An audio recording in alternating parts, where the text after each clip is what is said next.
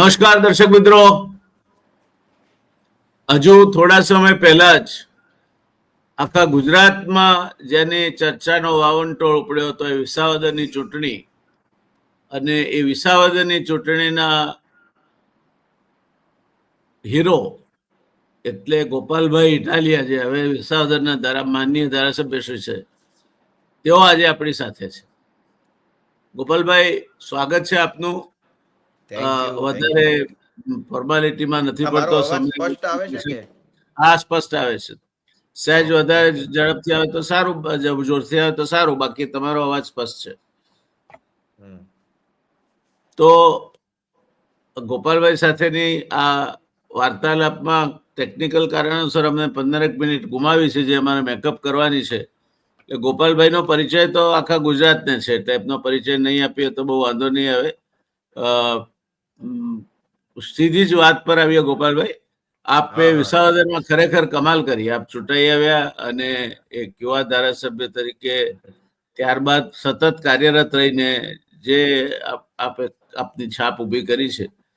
આપની સાથેનો અમારો પહેલો સાક્ષાત્કાર છે, એટલે સૌથી પહેલા તમારા હાર્દિક અભિનંદન. અને તમારા જેવી યુવા પ્રતિભા ગુજરાતના જાહેર જીવનમાં લાંબા સમય સુધી ચમકતી રહે એ માટે મારી હાર્દિક શુભકામનાઓ. ગોપાલભાઈ, સીધા મૂળ વાત પર આવીએ. તમે માત્ર વિસાવદરના જ નહીં, સમગ્ર ગુજરાતના ધારાસભ્ય છો, એટલે હવે પછીનું તમારું ફોકસ પણ ગુજરાતને લગતા પ્રશ્નોને આવરી લેતું રહેશે.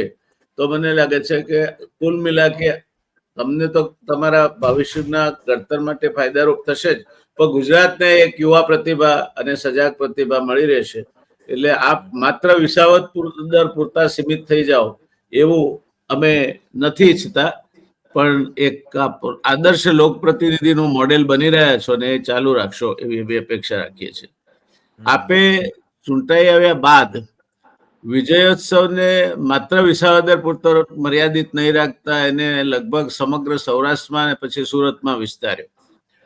અને એની પાછળનું શું કારણ? આપની ગુજરાતના રાજકારણમાં છવાઈ જવાની મહત્વાકાંક્ષા ગણવી, કે પછી મતદાર જાગૃત હોય તો ધાર્યું પરિણામ લાવી શકે તે સિદ્ધાંત પ્રસ્થાપિત કરવા માટેની પ્રક્રિયા ગણવી, કે પછી એક યુવાન તરીકે યુવાનો સામે તમે યુવાન આવું કરી શકે છે દાખલો બેસાડવા માંગતા હતા, તો એ આવતીકાલ માટેની એક સારી નિશાની છે એમ તમે આજે કર્યું? એના ઉપરથી શું તારણ કાઢવું? આપના મતે કયું તારણ વધારે યોગ્ય છે? આમ તો સાહેબ એનો જવાબ આપે આપી જ દીધો છે.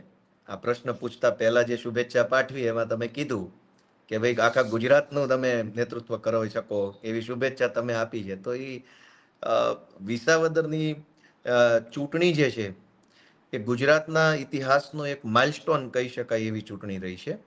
જેમ કે આ ચૂંટણીમાં 35-40 વર્ષથી સત્તામાં રહેલી ભાજપ પાર્ટી, કેન્દ્રમાં પણ એમની સરકાર, વડાપ્રધાન પણ ગુજરાતના, ગૃહમંત્રી ગુજરાતના, તો જે તમામ શક્તિઓ ભારત દેશની છે એ બધી જ શક્તિઓ વિસાવદરમાં કામે લાગી હતી.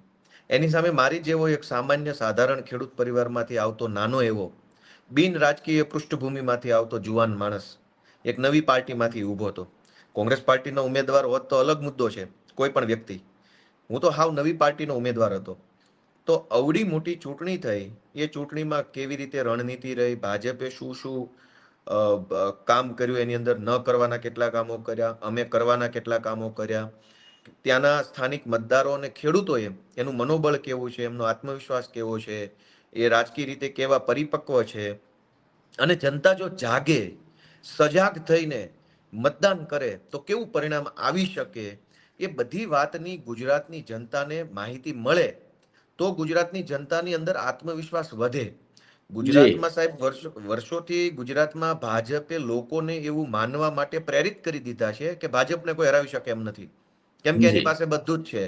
અને દરેક માણસને એવો અહેસાસ કરાવી દીધો છે ભાજપે કે દરેક વ્યક્તિ એમ વિચારે છે કે મારાથી કાંઈ નહીં થાય, મારાથી કાંઈ નહીં થાય, હું એકલો શું કરીશ, હું એકલો શું કરીશ.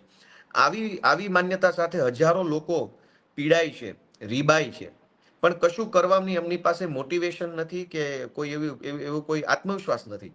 તો વિસાવદરની ઘટના જે બની છે, ચૂંટણીમાં ભાજપનો ભયંકર ભૂંડી હાર, કોંગ્રેસની ડિપોઝિટ ગઈ અને એક ખેડૂતનો દીકરો જીત્યો, તો એ કેવી રીતે શક્ય બન્યું? એ મોટિવેશનની સ્ટોરી જે છે, આપણે ઘણીવાર છોકરો જી આઈએસ આઈપીએસ બની જાય તો સમાજના પ્લેટફોર્મ પર એનું સન્માન કરીએ એટલા માટે કે લોકોને મોટિવેશન મળે, બીજાને ઇન્સ્પિરેશન એનો મળે, દાખલો મળે, પ્રેરણા મળે. દાખલો મળે, પ્રેરણા મળે. તો વિસાવદર વિધાનસભાની પ્રેરણા ગુજરાતની જનતાને મળે કે તમે પણ આવું કરી શકો એમ છો, તમારાથી પણ શક્ય બને એમ છે. એટલા માટે અમે આખા ગુજરાતની અંદર એક આ કાર્યક્રમ કરી સાચું રહ્યા છીએ. સાચું. એક સીધો પ્રશ્ન પૂછું આપને. સીધા જ પૂછવાના છે વિસાવદરની ને. ચૂંટણીમાં જીત એ ગોપાલ ઇટાલિયાની જીત હતી કે આમ આદમી પાર્ટીની જીત હતી? એ જીત અમારા ખેડૂતોની જીત છે. વિસાવદરના ખેડૂતો, પશુપાલકો, મતદારો, એમની સમજણ અને એમની પરિપક્વતાની જીત છે. મારી જીત હોત તો હું કતારગામમાં જીતી ગયો હોત. તો એ જીત મારી પણ નથી, પાર્ટીની પણ નથી. એ જીત ત્યાંના લોકોની સમજણની જીત છે, એમને પોતાની પરિપક્વતાની જીત છે, એમની યુનિટીની જીત છે, જી એમની એકતાની જીત છે, મતદાર એકતાની જીત છે. જી. એટલે આપ એમ માનો છો કે મતદારોએ આપને વધાવ્યા છે અને એટલે બિલકુલ. વિશેષ ફરજ બને છે આપની કે ગુજરાત સમસ્તના યુવાનો સામે એક દાખલો એવો ઉભો કરો કે જો ધારીએ આપણે તો ભલભલા દિગ્ગજોને પણ હરાવી શકાય છે. ભાજપ તો સામાન્ય ચૂંટણીઓમાં પણ કામ તેમ ગમે તે કૂડ કપટ કરીને જીતી જાય છે. પેટા ચૂંટણી તો એ હારતી જ નથી. એટલે તમારી સાથે કડીમાં પેટા ચૂંટણી થઈ એ એક તરફા હતી, જ્યારે અહીંયા એક તરફા થઈ ગઈ એ કોઈના શરૂઆતમાં માનવામાં ના આવ્યું હોત, પણ એ થયું. એ મને લાગે છે આવતીકાલની લોકશાહી માટે સારી નિશાની છે.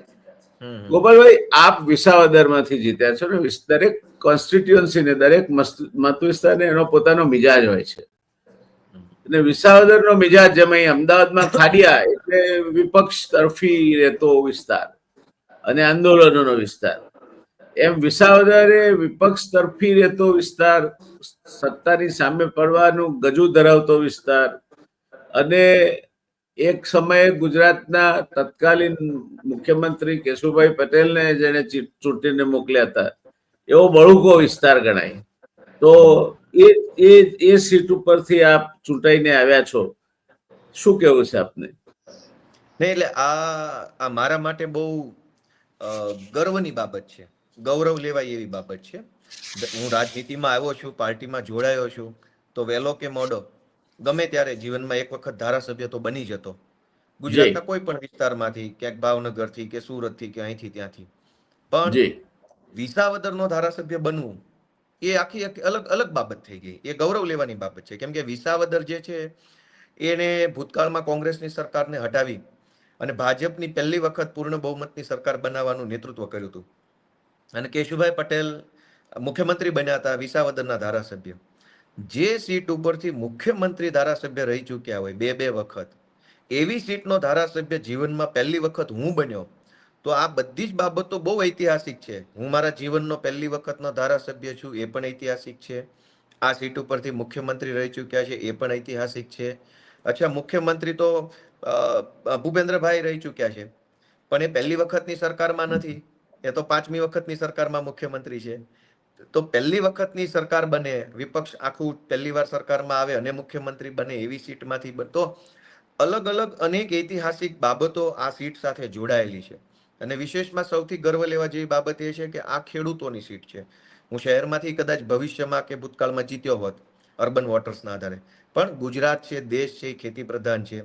હું ખેડૂતનો દીકરો છું, ગામડામાં જી ઉછરેલો છું, ગામડાના માણસના આશીર્વાદથી જીતવું એ મારું જી સૌભાગ્ય છે. એટલે આ સાચી વાત છે. વિસાવદર વિધાનસભાનો ધારાસભ્ય બન્યો એ મારા જીવન માટે બહુ મોટી યાદગાર ક્ષણ છે. ધારાસભ્ય બન્યો એ યાદગાર નથી. યાદગાર એ છે કે આની જી આ સાથે ઘણું બધું સિગ્નિફિકન્સ જોડાયેલું છે. જી.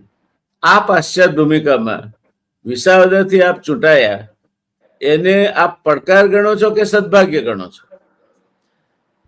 રાજકારણનું પ્લેટફોર્મ જ એક પડકાર છે. રાજનીતિ પોતાની જાતમાં એક પડકારનું ક્ષેત્ર છે. અહીં આવેલો દરેક માણસ છે એ પડકારનો સામનો કરે છે. જેનું જેવડું ગજું એવડા મોટા પડકાર સુધી એ પહોંચી શકે છે. એટલે ધારાસભ્ય જી બનવું એ પણ એક પડકાર છે. આ પડકાર હું ઝીલી લઈશ તો કાલ મને કોઈ મંત્રી બનાવશે, એ પણ એક પડકાર છે. એ પડકાર ઝીલી લઈશ તો કોઈ સંત્રી તંત્રી બનાવશે. તો દરેક પગથિયું એક પડકાર છે. નવા નવા પડકારોને સ્વીકારતા જઈએ, એને સારી રીતે હેન્ડલ કરીએ, મેનેજ કરીએ તો નવો પડકાર આપણને મળે. તો વિસાવદરથી જીત્યો છું એ મારું સૌભાગ્ય પણ છે, પડકાર પણ છે, અને એક ઓપોર્ચ્યુનિટી, તક છે મારા માટે કંઈક સારું જી કરી બતાવવાની. અને અમારું તો સપનું એ જ હતું ને, રાજકારણમાં આવ્યા શું કામ? એક સપનું જી લઈને આવ્યા કે આપણને તક મળશે. દરેક યુવાનને પોતાનું એક ક્ષમણું હોય છે. હા. મેં આપની માફક લગભગ 40 વર્ષની ઉંમરે મુખ્ય સચિવની કક્ષાની ગ્રેડમાંથી રાજીનામું આપી અને ચૂંટણીના મેદાનમાં ઝંપલાવ્યું હતું. ત્યારે મારું પણ એક સ્વપ્ન હતું, અને એ સ્વપ્ન લઈને આવનારા યુવાનો ઘણું કરી શકે છે, એમ આપનું પણ એક સ્વપ્ન છે. અને આ રાજકારણ શબ્દ તો અપભ્રંશ થયેલો શબ્દ છે, ભ્રમિત થયેલો શબ્દ છે. ખરી રીતે રાજનીતિ છે, નીતિ આધારિત રાજ વ્યવસ્થા, કે જેમાં એક ચોક્કસ નીતિ પ્રમાણે તમારે ચાલવાનું. આ થાય, આ ન થાય, આ પ્રમાણે વર્તાય, આ પ્રમાણે ન વર્તાય, આ પ્રમાણે બોલાય, આ પ્રમાણે ન બોલાય, એ રાજનીતિ છે.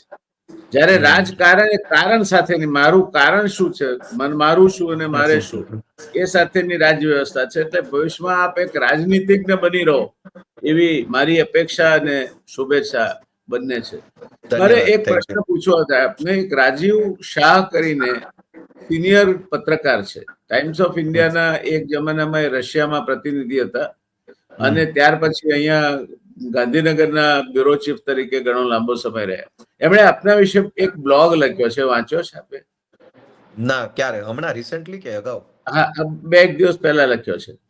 હું ના, આપને મારા ધ્યાન. મોકલાવીશ, નહીં વાંચ્યો તો કઈ નહીં. એમાં એમણે એક ધારણા મૂકી છે, એમણે એનાલિસિસ કર્યું છે કે એ આમ આદમી પાર્ટીથી કઈ રીતે પ્રભાવિત થયા હતા શરૂઆતના તબક્કે, અને પછી ધીરે ધીરે આમ આદમી પાર્ટીના જે પાયાના જે નેતાઓ હતા, જે સિદ્ધાંતનિષ્ઠ રાજકારણ માટે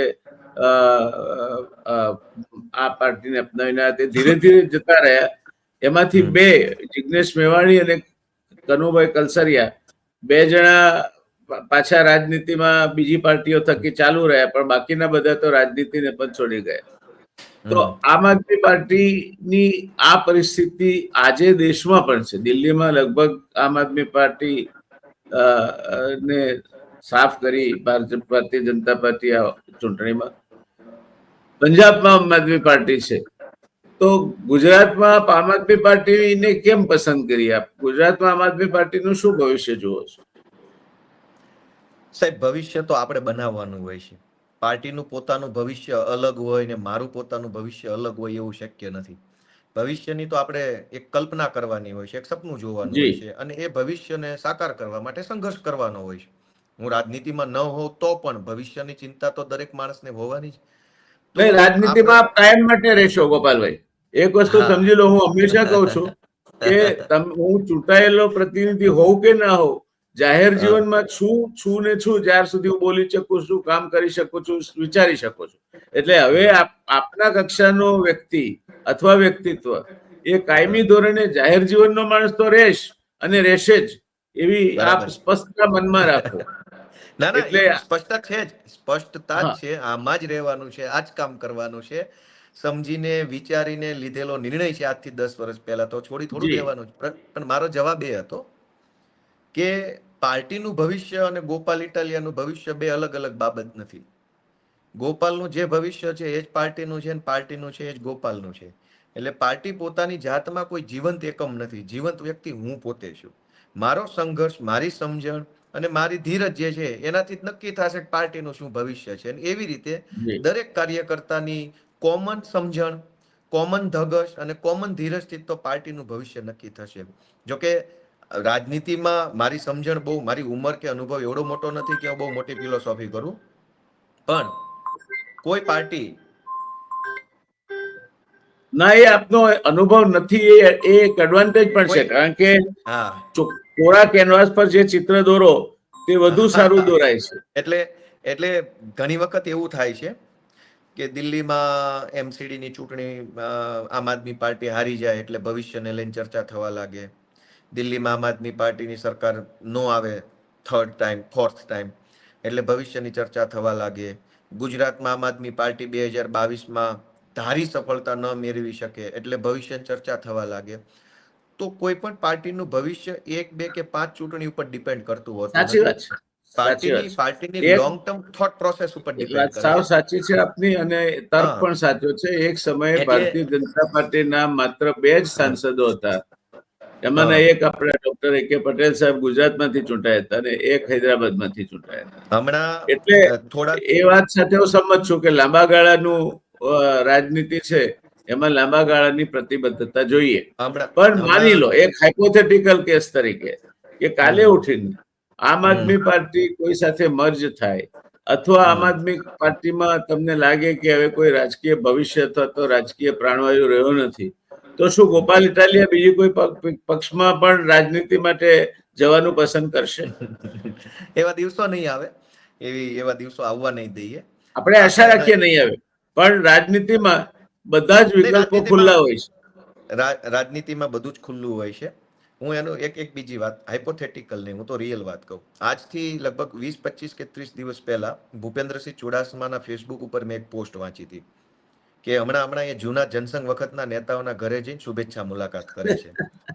તો એમાં એક પોસ્ટમાં એણે એવું લખેલું, એ વ્યક્તિનું નામ ભૂલી ગયો હું, જનસંઘ વખતના કોઈ પંડ્યા પણ મેં વાંચી છે બધી, લગભગ બધી જ પોસ્ટ હું વાંચું છે. એમાં એમણે એવું લખ્યું હતું કે હું મારા જૂના જનસંઘ વખતના ફલાણા ભાઈને મળ્યો, એમને મળીને ખુશી થઈ, જૂની યાદો વાગોળીને. એમાં એને જૂની યાદ શું વાગોળીને એ કોટ કર્યું હતું. કોટ એવું કર્યું હતું કે એક સમય હતો જ્યારે ભાજપના ઉમેદવારની ડિપોઝિટ બચી જાય તો અમે ખાનપુરના કાર્યાલયે ફટાકડા ફોડતા હતા કે ડિપોઝિટ આવી ગઈ છે. જો એટલે ગોપાલભાઈ, ભારતીય જનતા પાર્ટી જેવી દંભી પાર્ટી મેં જોઈ નથી. ભારતીય જનતા પાર્ટીની કહેણી, કથની અને કરણી ત્રણેય જુદી હોય છે. એટલે એ આ જનસંઘના સમયના દાખલાઓ પોતાની જાતને હિંમત, અત્યારે ભારતીય જનતા પાર્ટીનો કપરો કાળ ચાલી રહ્યો છે અને આવનાર સમયમાં એ કદાચ વિલીનીકરણ એનું થઈ જાય કે ટુકડા થઈ જાય તો પણ નવાઈ પામવા જેવું નહીં રહે, એવું મારું અંગત મંતવ્ય છે. કારણ કે એક જ વ્યક્તિ ઉપર આધારિત જ્યારે કોઈ પક્ષ વિકસે છે, ત્યારે જેમ વડના ઝાડ નીચે બીજું કશું નથી ઉગતું, એમ બાકીના વિકલ્પો બંધ થઈ જાય છે ને ભારતીય જનતા પાર્ટી આજે એનો સામનો કરી રહી છે. એટલે આ બધા જે જૂના જોગીઓ છે એ બધા એમની જાતને સાંત્વના આપે છે કે નહીં, રાત્રિ ગમિષ્યતિ ભવિષ્યતિ સુપ્રભાતમ ભાસ્વાનુદ્યષ્ટિ અસિતિ પંકજશ્રી. આ બધી એમના મન મનાવાની વાતો છે. એમને સારું લાગ્યું ને એમને ડિપોઝિટ જતી હતી ને નહોતી જતી, દરેક પક્ષની શરૂઆતમાં એવી જ થતું હોય છે. મારો રેફરન્સ એ વાતનો હતો કે ભાજપની શરૂઆત રાજનીતિમાં ડિપોઝિટ બચી જાય તો ફટાકડા ફોડવાથી થઈ હતી. એ જનસંઘની, એ ભૂપેન્દ્રસિંહ એમાં સાચા નથી, એ જનસંઘની વાત. હું બીજી વાત કરું છું, એની વાત નથી કરતો, હું ખાલી એમાંથી રેફરન્સ લઉં છું. મારે જનસંઘ ભાજપ ઉપર કશું નથી કહેવું. ના, પણ મેં તો બધાનું ચળવતર ગુજરાતના રાજકારણમાં જોયું છે. એક સમયે માતોશ્રીભાઈ જયારે 149 સીટ લઈને આવ્યા ત્યારે બધા વિપક્ષોમાંથી એક પણ પાસે 10% એટલે 19 સીટ નહોતી માન્ય વિપક્ષ બનવા માટે, અને એમણે ઉદારતાપૂર્વક બધા વિપક્ષોનો સંયુક્ત વિરોધ પક્ષનો છતાં વિરોધ પક્ષના નેતાનું પદ આપ્યું હતું. એમણે આ જ ભારતીય જનતા પાર્ટી ન આપત, પણ એમણે આપ્યું હતું. એટલે મારો રેફરન્સ અલગ છે. મારો રેફરન્સ એટલો જ છે કે જનસંઘની શરૂઆત ડિપોઝિટ બચે તો ફટાકડા ફોડવાથી રાજનીતિ થઈ હતી. આમ આદમી પાર્ટીની શરૂઆત ચૂંટણી જીત્યા અને ફટાકડા ફોડવાથી થયેલી છે. અમારી ડિપોઝિટ બચાવવાના ફટાકડા ને અમે જીતવાના જ ફટાકડા ફોડ્યા છે અમે તો. તો જે પાર્ટીની શરૂઆત જ જીતના ફટાકડાથી થઈ હશે એ પાર્ટીનું ભવિષ્ય ધૂંધળું ન હોઈ શકે ક્યારે. બસ આટલો જ વિષય છે. ના, I wish you well and I wish your party also a very great luck. Only thing is, એક જ વસ્તુ છે કે ગઈ ચૂંટણીમાં, અને આ મારું એક વિશ્લેષક તરીકેનું ઓબ્ઝર્વેશન છે, જો આમ આદમી પાર્ટી મેદાનમાં ન હોત તો કોંગ્રેસ 75 થી 80 સીટ લઈ ગઈ હોત. આમ આદમી પાર્ટી મેદાનમાં હોવાનો સીધો ફાયદો ભારતીય જનતા પાર્ટીને થયો. આમ આદમી પાર્ટી સત્તા પર આવી હોત તો ગમતે મને પોતાને પણ એવી અપેક્ષા હતી કે આમ આદમી પાર્ટી સત્તા પર આવે. તો એવું ન થાય હવે ફરી. એટલું તમારા બધાનું લક્ષ્ય એક હોવું જોઈએ કે ગમે તે ચાલશે પણ ભારતીય જનતા પાર્ટી એટલા બધા કાળા કામ કર્યા છે કે ભારતીય જનતા પાર્ટી તો નહીં જ ચાલે. ખેડૂતોના પેલા રૂ ઉપરની ડ્યુટી જે 30 સપ્ટેમ્બર સુધી હતી એ હવે વધારીને 31મી ડિસેમ્બર સુધી કરી એ લોકો. એટલે રૂ પકવતો ખેડૂત, આપણો કપાસ ઉગાવતો ખેડૂત નું આખું 2025-2026 નું વર્ષ બરબાદીનું વર્ષ હશે. એટલે આ પાર્ટીએ માફ કરવામાં કઈ પાછું વાળીને જોયું નથી. પણ આપણે મૂળ મુદ્દા પર આપીએ. આપના ઉદયની સાથે ભાઈ બીજી બે ઘટના બની. એક પીઢ અને વગદાર ભાજપી નેતા જવાહરભાઈ ચાવડા નું આપને સમર્થન મળ્યું. આપો ના કો પણ એનું સમર્થન હતું. ને જવાહર ચાવડાની સાથેનો મારો સંબંધ જૂનો એટલા માટે છે કે 90માં અમે 8મી વિધાનસભામાં બંને એક સાથે ચૂંટાયેલા. He was the youngest member of the assembly. અને ત્યારથી આમ તો પેથલજીભાઈ નું પણ બેકગ્રાઉન્ડ બહુ સારું. મહંત વિજયદાસજી સાથે પણ મારે સારા સંબંધો હતા.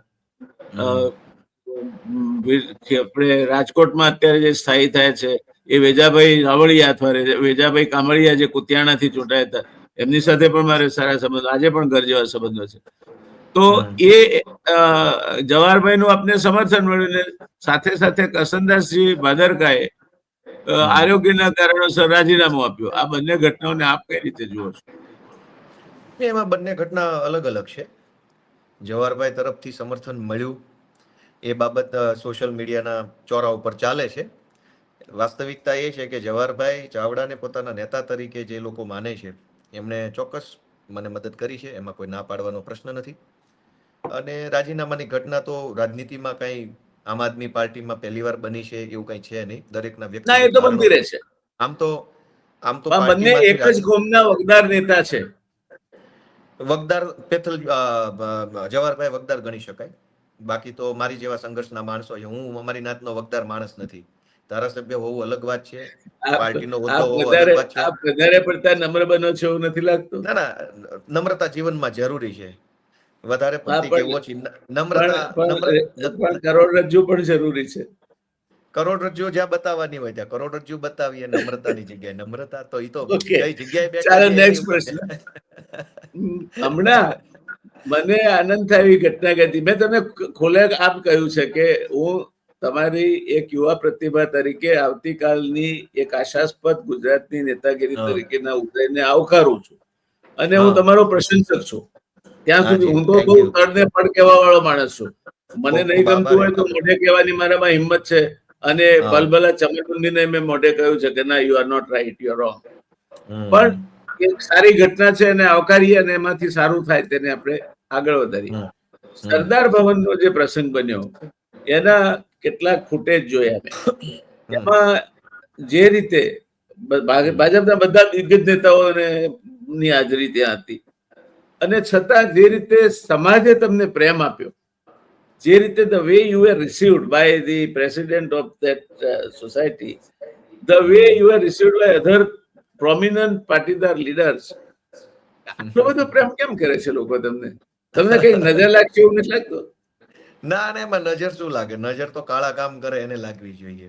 જે કાળું ટીકું તો કરવું જોઈએ, નહીં તો લાગે ના નહીં. એટલે એમાં એવું છે કે માણસની એક મનોવૈજ્ઞાનિક એક અથવા એક કુદરતી એક એવી બાબત છે કે એને જે સહજ હોય, જે સરળ હોય, જે માસૂમ હોય, જે નિષ્કપટ હોય એ હંમેશા ગમે છે. અને બાળક હોય કે ઈશ્વર હોય કે માં હોય, આ બધા પાત્રો આપણને શું કામ ગમે છે? કેમ કે એ સહજ છે, નિષ્કપટ છે, સરળ છે. રાજનીતિમાં જે પાત્ર સરળ, સહજ અને નિષ્કપટ જનતાને લાગશે એને બધાય વાલ કરશે. કેમ કે એકચ્યુઅલી તમે એને નેતા તરીકે નથી જોતા, તને એને સહજ વ્યક્તિત્વ તરીકે જોવા લાગો છો. ના, એ વાત સાથે હું સંમત છું. મેં આખી મારી કેરિયર દરમિયાન એ અનુભવ્યું છે અને આજે પણ અનુભવું છું. મને ક્યારેય એવું નથી લાગ્યું કે હું સત્તામાં છું કે સત્તા બહાર છું. એટલે કાયમી ધોરણે પ્રજા સાથે જોડાયેલા રહેવાનું એ આપણે એમનામાંના એક છીએ. એ જે દિવસે ભૂલી જઈએ તે દિવસે તકલીફ થાય છે. એટલે જે સરળતા કે જે સહજતા કે જે નિષ્કપટ ભાવ, બધા મારા છે એવો ભાવ, અથવા હું બધાનો છું એવો અહેસાસ જનતાને જે માણસ અપાવી શકે, એને બધા સ્પર્શ કરવા ઈચ્છે, એને બધા જોવા ઈચ્છે, એને બધા વાત કરવા ઈચ્છે, બધા એને વાલ કરવા ઈચ્છે. અમને તો અમારા વિસ્તારની માતાઓ બહેનો માથામાં હાથ ફેરવે ને, ગાલે હાથ ફેરવે ને, હાથ પકડે ને, પુરુષો એવું કરે. સૌરાષ્ટ્ર આમે પ્રેમાળ પ્રદેશ છે. હા, પ્રેમાળ. મારું મોસાળ સૌરાષ્ટ્રમાં છે ને મારી માની માનું મોસાળ લખતર થાય. અરે એટલે વાહ. સૌરાષ્ટ્ર એ મારી ભાષામાં પણ ક્યાંક છાંટ આવી જાય છે સૌરાષ્ટ્રની હા. ભાષાની. એ એનું કારણ છે. મારે એક વાત તમને એક સીધો પ્રશ્ન પૂછવો હતો કે હા. અત્યારનો યુવાન ક્યાંક ભ્રમિત થયો છે એવું લાગે છે આપને. 18 વર્ષનો મતાધિકાર થયો એના કારણે ઘણી નાની ઉંમરથી એ રાજકારણમાં ભાગ લેતો થાય છે, અથવા તો NSUIC કે છાત્ર સંઘર્ષ પરિષદ કે ABVP કે આ બધા એને કાચા માલ તરીકે જોઈ અને હથિયાવવા માટેની મેદાનમાં ઉતરેલા હોય છે અને એના ઉપર ઝપટ મારે છે. પરિણામ એ આવે છે કે આજનો યુવાન ક્યાંક ને ક્યાંક દિશા શૂન્ય બને છે. અને દિશા શૂન્ય બને ત્યાં સુધી વાંધો નહીં, ભણેલ ગણેલ યુવાન એટલે પછી ડોક્ટર હોય, ચાર્ટર્ડ એકાઉન્ટન્ટ હોય, એન્જિનિયર હોય, એ પણ ભ્રમિત થાય છે. એ કોવિડ થાળી વગાડવાથી જતો રહે, મીણબત્તી પ્રગટાવવાથી જતો રહે એવું માનનાર યુવા વર્ગ ન હોઈ શકે. તો આજના યુવાનોને આપનો શું સંદેશ છે? આપ જાહેર જીવનમાં છો, આપણે ઈચ્છીએ કે આપના જેવા વધારે ગોપાલ ઇટાલિયા જાહેર જીવનમાં આવે અને પૂરી જાગૃતતાથી પ્રજાના પ્રતિનિધિ તરીકેની ફરજ બજાવે. તો અત્યારે જે રાજનીતિને જે કલંક લાગેલું છે કે અહીંયા તો બધા નકામા, નઠારા, લફંગા, લુચ્ચા માણસો જ આવે. મંત્રીનો છોકરો હોય તો મનરેગાના કૌભાંડમાં સપડાયેલો હોય ને કોક પેલો પોન્જી સ્કીમના ફુલેકા ફેરવતો હોય ને કોક બીજું કંઈક કરતો હોય. એ એ છાપ જે અત્યારે જે રાજકારણી જે લોકોની છે, આપણે રાજનીતિની વાત કરી છે પણ રાજકારણ વ્યાપક બન્યું છે અને આ છાપ પણ વ્યાપક બની છે. તો આ છાપને કઈ રીતે દૂર કરી શકાય અને યુવાનોને આપનો શું સંદેશ છે? પહેલી વાત તો એ છે કે આજના સમયની અંદર લોકો પાસે ઇન્ફોર્મેશનના 1000 ઓફ સોર્સિસ છે. માહિતી મેળવવાના એટલા બધા રસ્તાઓ છે કે જી પહેલા જે માણસ હતો એની પાસે ટપાલી વર્ષમાં એકવાર માંડ આવતી. એટલે દુનિયા આખીમાં શું ચાલે છે, સરકાર શું કરે છે, ધર્મના પ્લેટફોર્મ પર શું છે, રાજનીતિના પ્લેટફોર્મ પર શું છે, સમાજનું પ્લેટફોર્મ, એવી કોઈ માહિતી જનતાને હતી નહીં.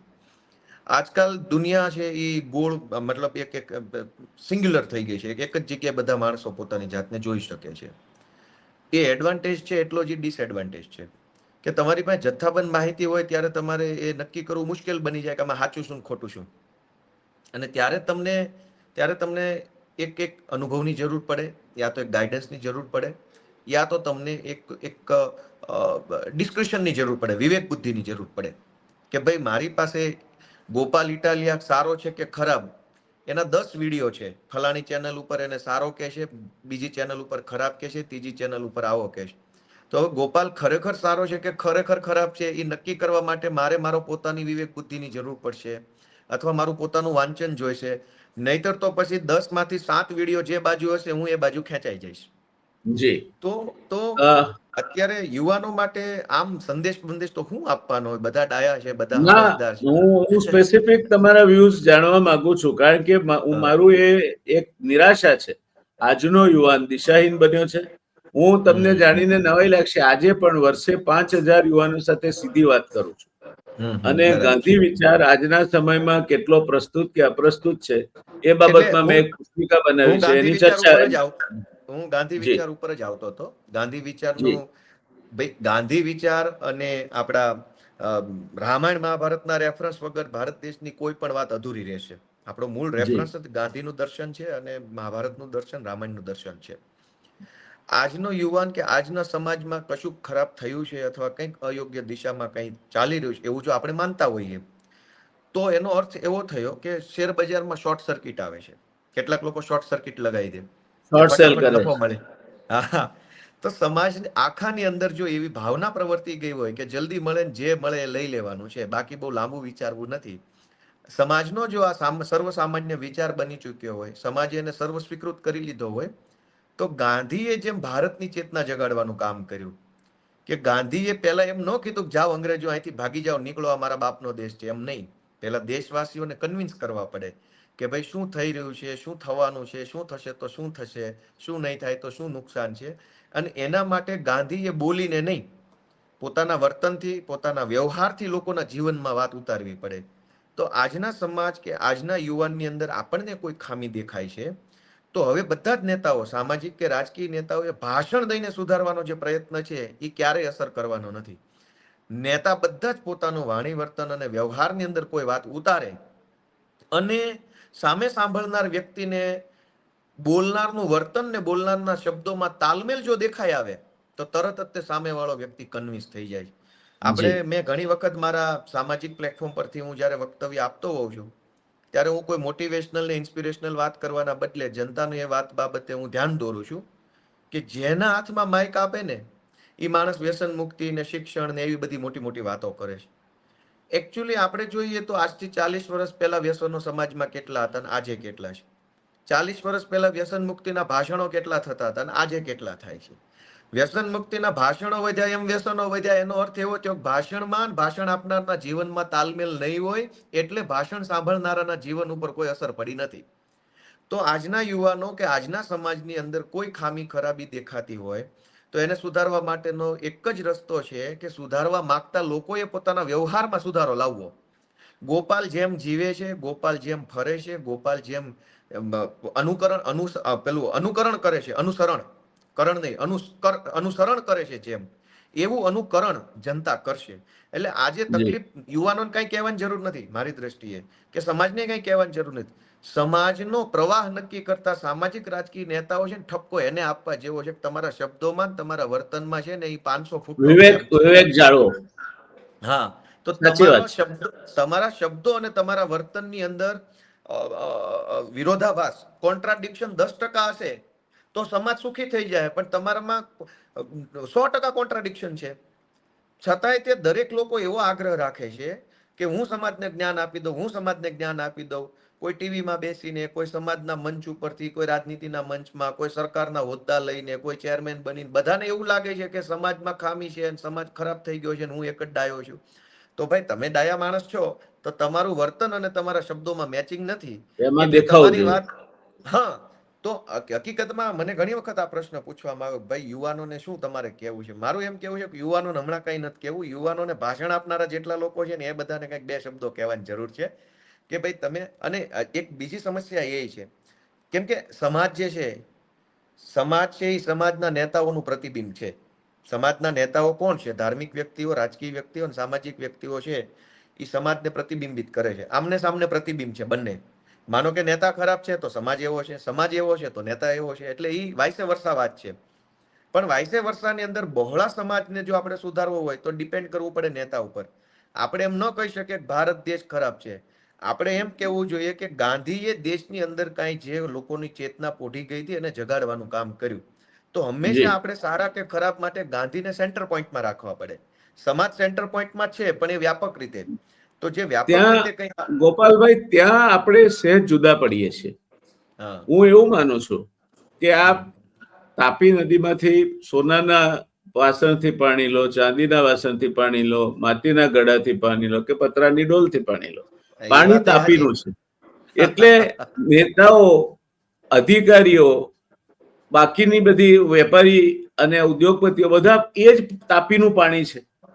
હવે જ્યાં સુધી તાપીનું પાણી દૂષિત છે ત્યાં સુધી અહીંયા તમે કઈ અપેક્ષા નહીં રાખી શકો. એક જમાનો એવો હતો કે એક અમદાવાદના લબ્ધ પ્રતિષ્ઠિત મહાજને એમને નાનકડો હિસાબમાં ગોટાળો કર્યો હતો અને એમના બનેવીએ જ કહ્યું કે ન ચાલે, આ ખોટું છે, જાહેરાત તો કરવું જ પડશે તમારે. તો એને આપઘાત કર્યો તો. એટલી સમાજની બીક હતી. આજે એ સમાજની બીક નથી રહી. આજે તો માણસ કેટલો ઝડપથી પૈસો મેળવે છે, કેટલો ઝડપથી ગાડી લાવે છે, કેટલો ઝડપથી બંગલો બનાવે છે, એ માણસની સમાજમાં એ રીતે કિંમત થાય છે. એટલે સમાજે પણ બદલવું પડશે. નેતાઓ એ સમાજમાંથી જ આવે છે અને એને democracy, you get the government you deserve. તમે જેને લાયક હો, વિસાવદર તમને લાયક હતું તો તમે મળ્યા, બીજે ક્યાંક બીજા કોકને લાયક હશે તો બીજા કોઈ મળશે. એ એમના છોકરાઓ પછી મનરેગામાંથી પૈસા ખાઈ જતા છે. એટલે ચૂંટીને તો એ જ મોકલે છે. 5 વર્ષે તમે એમને ચૂંટીને મોકલો છો. એટલે સમાજે પણ જાગૃત થવાની જરૂર છે. જ્યાં સુધી સમાજ નહીં સુધરે ત્યાં સુધી આ બધું નહીં સુધરે. પણ આપણે તો ઘણા મોકા મળશે વાત કરવાના અને હું માનું છું કે આપણે વાત કરતા રહીશું. પણ છેલ્લો પ્રશ્ન મારો કે બહુ ઓછો સમય છે તમારી પાસે, તમારી પહેલી ટર્મમાં તમારી જાતને પુરવાર કરવા માટે.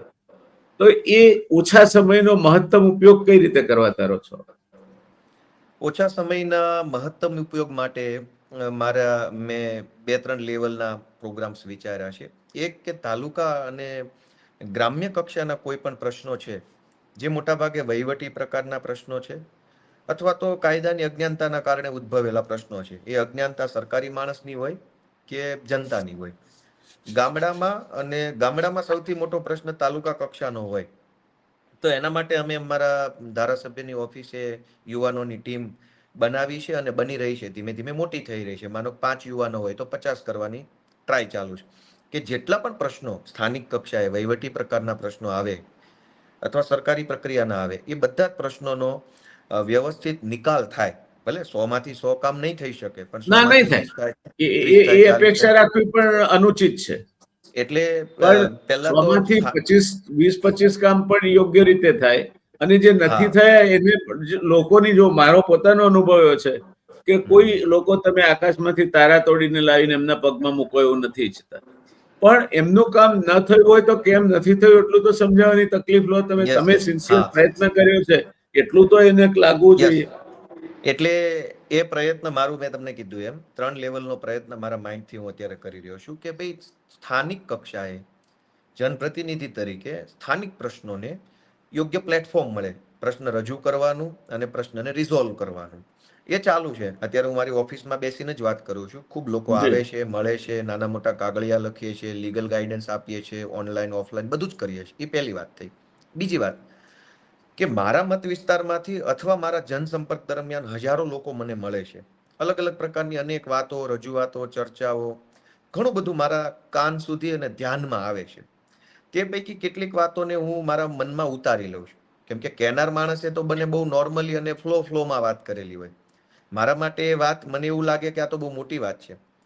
તો જ્યારે જનસંપર્ક દરમિયાન હજારો વાતો મારા ધ્યાનમાં આવે છે, એ પછી મારા માટે નવા 2 રસ્તા ખુલે છે. પહેલો રસ્તો છે કે એ જનસંપર્કમાંથી મળેલી કેટલીક વાતો, કેટલાક મુદ્દાઓ, કેટલાક સમસ્યાઓને હું સરકારના ધ્યાન સુધી પહોંચાડું. જેમાં હું વિધાનસભામાં પ્રશ્ન પૂછું અથવા ધારાસભ્યની ઓથોરિટીથી મુખ્યમંત્રીને પત્ર લખું અને પત્રની અંદર એ બધી વાતોનો ઉલ્લેખ કરું, જે વાતો મને ખૂબ મહત્વની અને વ્યાપક સમાજને લાગુ પડતી એવી લાગી હોય. બીજો રસ્તો એ છે કે હું સરકારને કશું ના કહું, વિધાનસભામાં ના કહું, પત્ર ન લખું, પણ મારા ભાષણની અંદર અમુક વાતો લઈ આવું, જેથી કરીને હજારો લોકો સુધી કોઈ મુદ્દો ધીમે ધીમે પહોંચવાની શરૂઆત થઈ જાય. તો એક નેતા તરીકે જ્યારે તમે બહુ મોટા પ્લેટફોર્મ પર હો, ત્યારે મૂળભૂત રીતે તો તમારું કામ સમાજને વિચારો આપવાનું હોય છે. મૂળભૂત કામ એ જ હોય છે. જોકે આપણે ત્યાં સમાજની વ્યવસ્થા એવી રીતે બની છે કે ધારાસભ્ય પાસે આપણે ગટરના ઢાંકણા રિપેર કરાવવાના છે, પોલિસી નથી બનાવવાની. એ સમાજમાં એટલે બની છે કે ધારાસભ્યોએ એવી અપેક્ષા ઊભી કરી છે. વધારે પડતા ઉત્સાહમાં ગટરનું ઢાંકણું તૂટ્યું હોય ત્યાં જઈને પણ કોર્પોરેટર ના જતા હોય ત્યાં જઈને ધારાસભ્ય ઉભા રહે, એ ઘેલસાના કારણે આ છાપ ઊભી થઈ છે. એટલે એવી ઘેલછા માત્ર એના કારણે, ઘેલછા એવી છે કે ભાઈ હું કોઈ ઇન્ટેલેક્ચ્યુઅલ ટોપિક ઉપર વાત નથી કરી શકું, એમ હું નીતિ વિષયક બાબતો નથી સમજી શકતો, નીતિ કોને કહેવાય, નીતિ નિર્ધારણની પ્રક્રિયા, એવું કાંઈ મને નથી આવડતું, તો મારે ગટરના ઢાંકણા પાસે ઉભો રહીને ફોટો પડાવી લેવાનો થાય. લોકો ખુશ, હું ખુશ, સરકાર ખુશ. પણ મને સમય આપણને મંજૂરી નથી આપતો, એટલે આપણે બહુ મળતા રહીશું. ઘણી રસપ્રદ વાતો થઈ, પણ આપે જે મુદ્દો કયો ખૂબ સાચો છે કે અજ્ઞાનતાના કારણે પોતાની પાસે માર્કેટ કરવા માટે કંઈ છે નહીં, માટે તર્કથી નહીં, વિતર્કથી નહીં, પણ કુતર્કથી લડવાનો પ્રયત્ન કરનારા લોકો આ ગટરના ઢાંકણા વાળા લોકો છે, કે જે સમજ્યા વગર કે ગોપાલ ઇટાલિયા ચૂંટાયા છે, હજુ ધારાસભ્ય તરીકેના શપથ એમણે લીધા નથી, તો રાજીનામું ક્યાંથી આપવાનું છે એમને ધારાસભ્ય તરીકે? અને તમારું રાજીનામું માંગવાની જયારે ઘટના થાય ત્યારે એનાથી મનોરંજન ચોક્કસ થાય છે, પણ દયા પણ આવે છે કે આ ગજાના માણસો આટલા વખતથી એ વિસ્તારનું પ્રતિનિધિત્વ કરે છે. એ દયાની બાબત છે. પણ અભિનંદન આપને ફરી એકવાર. અને I would personally feel કે you succeed in your mission, and in your success lies the success of you, irrespective of the political party. એટલે ખૂબ સફળતા ઈચ્છું છું ફરી, અને મળતા રહીશું. આપણો સંવાદ ચાલુ. Thank you sir, thank you. આવજો.